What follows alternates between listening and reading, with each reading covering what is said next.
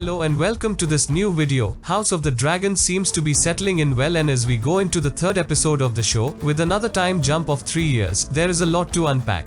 After the second episode focused more on the lead characters and their supposed motives, the new one is a steady reminder that we are in the world of Game of Thrones.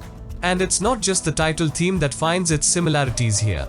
If there's one thing that the makers have established well so far, it's that of making us feel the connection between the original series and its prequel in more subtle ways than obvious.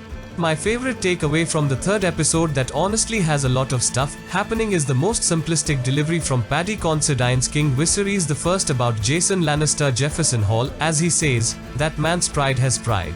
What better way to describe a Lannister is there? Talking about the episode in general, it takes us through multiple monumental elements that will shape what lies ahead in the first season.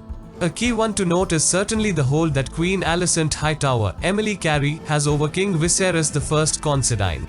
After the big revelation that the king would take a new wife in the second episode, and that it would be Lady Alicent, the third episode takes a leap of nearly 3 years, with Alicent being a mother to the king's son Aegon Targaryen and pregnant with another on the way. Alicent seems to have picked up the notes from Queen Emma Arryn when it comes to being of service to the crown, as the late queen tells Rhaenyra in the first episode, "The childbed is our battlefield, we must learn to face it with a stiff lip." The third episode of House of the Dragon takes off impressively with a shot of Prince Daemon's Matt Smith dragon, Caraxes, breathing fire onto hordes of men who are fighting off with the crab feeders' men at the stepstones.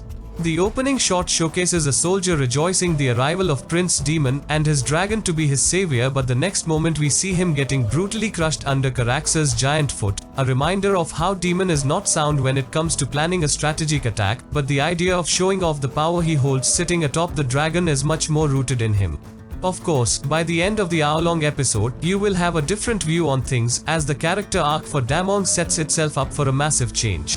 Not very opposite to the situation at the Stepstones with Caraxes breathing out fire, there's Princess Rhaenyra Millie breathing out fiery words out of her mouth in Kingswood as she forcefully joins the king and Queen Hightower for a hunt organized in celebration of her step-sibling, Aegon's second birthday.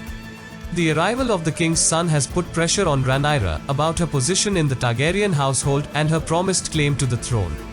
In the midst of it all, the princess is also being forced to consider marriage with Jason Lannister as one of the suggested suitors. Rhaenyra, unlike Alicent though, isn't calculative of sealing her position. In my opinion, she's got the heart of an Arya Stark who prefers to defy all that's expected of her and is in the constant struggle to prove how she is more than what one may consider her to be. One of Rhaenyra's shining moments in the new episode comes with her boar hunting adventure. Covered in blood as the princess returns to Kingswood, she's making a strong point.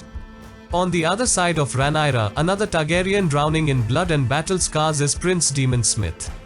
Amid an ongoing battle with the crab feeder and his men that has been raging on for nearly 3 years, Daemon ends up brutally beating up a messenger who delivers a message from King Viserys about sending reinforcements to help win the battle.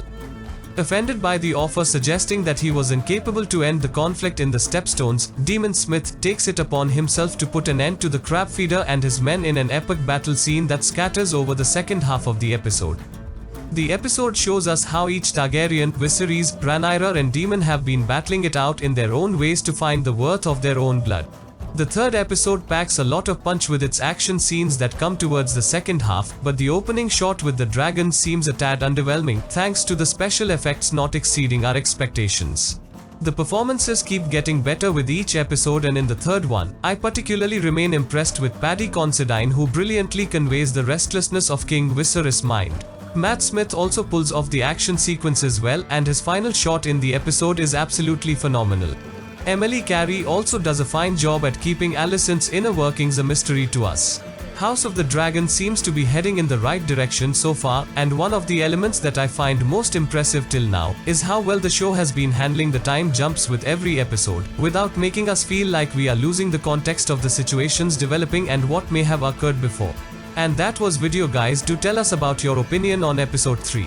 I'll see you in the next video soon.